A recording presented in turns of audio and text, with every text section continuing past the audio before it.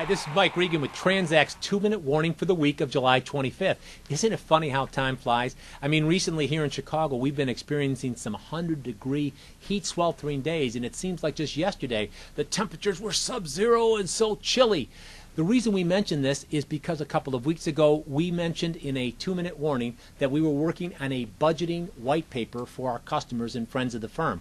Well, some of you got back to us and said, Mike, even though it's only July, we're well into the budgeting process for 2012. So do you have any ideas or thoughts that could give us some guidance as we walk through that process? Well, there are 3 things we think every shipper should consider as you develop your transportation budgets for 2012.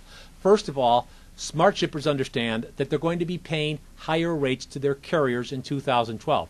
Now, this doesn't mean that your transportation costs have to go up. What it does mean, though, is that if you're going to reduce your transportation cost, it will be as a result of the changes in practices and processes that your company implements. And that leads us to our second point.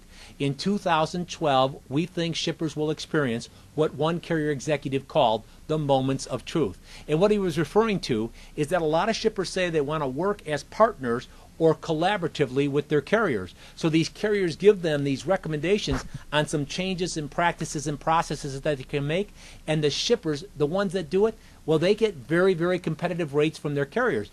But for the other shippers that ignore this advice and claim, oh, it's just too difficult, they're going to be paying a lot more to have carriers come into or move out of their facilities. And that leads us to the third point.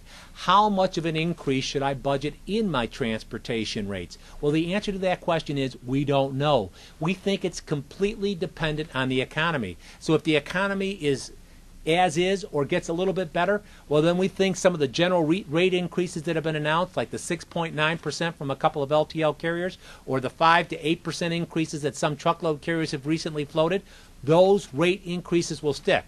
However, if your company thinks that the economy is going to weaken or potentially even go back into a recession, and we certainly hope that doesn't happen, then the rate increases will be moderated and come in, we think, at about a 2 to 4% area. The issue is the economy is going to drive what happens with your transportation rates. Now, with each 2-minute warning, we want to remind you we're on your team and we're here to help. So if you have some comments or you just want some assistance in putting together your transportation budget for 2012, give us a call. Thanks for your time.